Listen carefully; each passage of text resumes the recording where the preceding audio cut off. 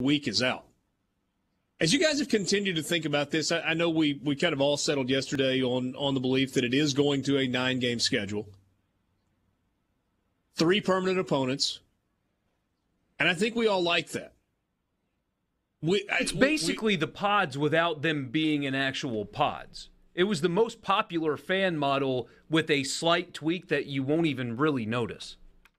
It's the same thing as having pods. Yeah, it's the same thing. They're just not picked based on region. They're picked based on your standing in budget. So, same difference. Basically, yeah.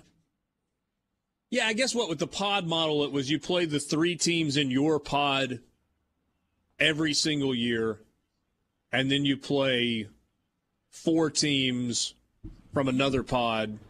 Or no. You would play 2, 2, and 2 from each of the other 3 pods on a rotating basis. Yeah. Same idea, though. It's the same thing. You won't, I mean, there's no difference between the two.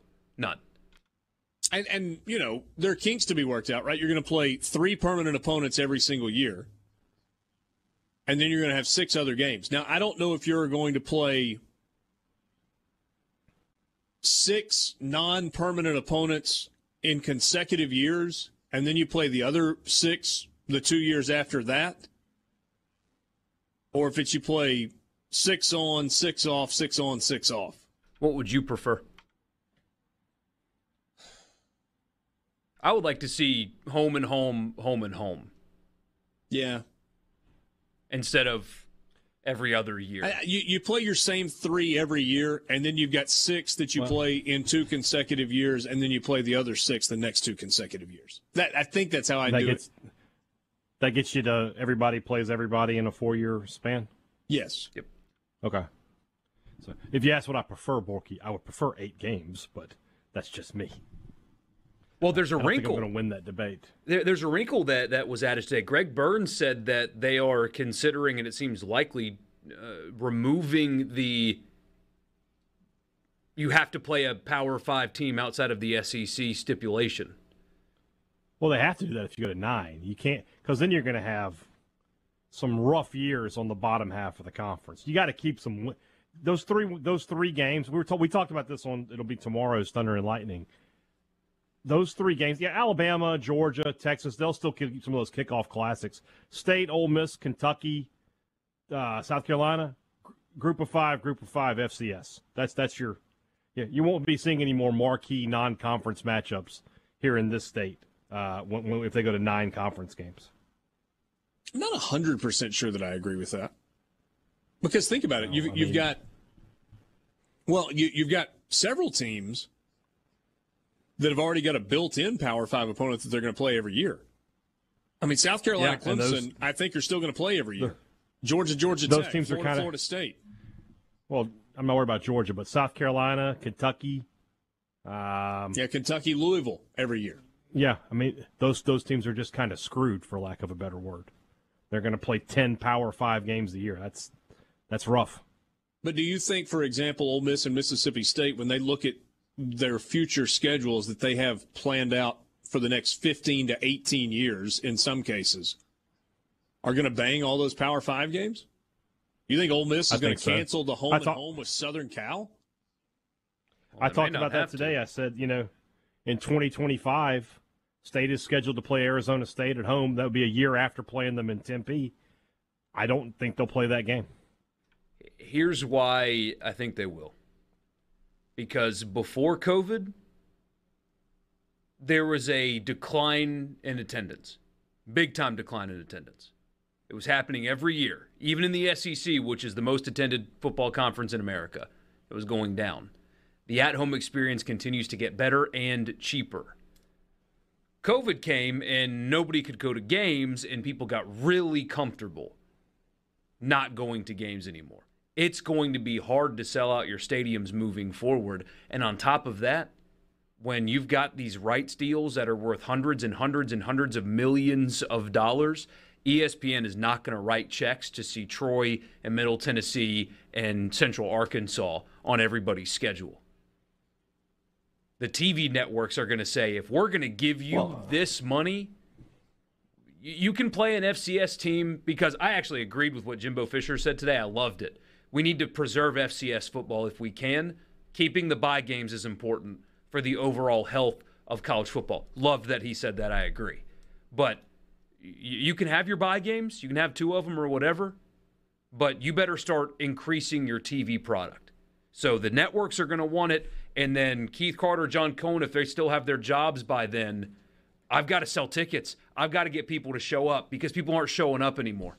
It's hard to sell out stadiums now. Give the at-home technology 10 more years. Let me ask you this. Why are we more concerned about preserving saying. FCS football than we are FCS? Oh, I mean, it's near and dear to my heart personally. And Jimbo said that's the level he came from. No, I think, by the way, I said that backwards. Why did, are we but... more concerned about preserving Furman, which is where you came from and the team you grew up watching, than we are preserving Southern Miss? Well, you can do both, right? You've got to fill a schedule. I mean, SEC teams, when they go to 9, still have 3 games to schedule. Yeah. If you make one a Power 5 opponent from elsewhere, you still got 2 games to schedule. So sure. Southern Miss can still go to Tuscaloosa and, no offense, guys, get your brains beaten in as long as Nick Saban's the coach there and come home with $1.5 million to do it. So maybe there's fewer of them. You can still play them, though. If you keep a Power 5 team along with 9 SEC games, I'm seeing a lot of 5-7, 6-6 across the bottom half of the conference. I mean, State's won more than 4 conference games twice since 1999. So, I mean, assuming they play a decent Power 5 team, I mean, you go 50-50 there. I mean, that's a lot of 6-6.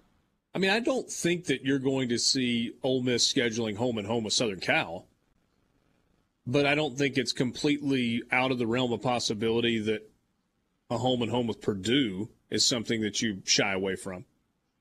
And in full disclosure, when Ole Miss has done the home and home with a Power 5 team going back to 2004, it has not worked well. They lost at Wyoming, and they lost at home to Wyoming. They lost to Missouri twice before Missouri was in the SEC. I said Wyoming's not even a Power 5. No, I know, but I'm well, you understand. I'm just saying kind of the broaden your horizons in terms of scheduling. Yeah, they went 0-2 against 4 times to Wake Forest. Went 0-2 against Cal recently. Split it with Texas. So I mean, if you're 2-1 in your non-conference and you're playing 9 conference games and you go 4-5, you're 6-6. Now, interestingly enough, Ole Miss has been pretty good in the neutral site games. Yeah. Right? They got a win against Boise. They got a win against Louisville. They should have won against Florida State. They didn't. Haydad drew much joy out of that, although I don't think he made it to the end of the game. I stayed up the whole time.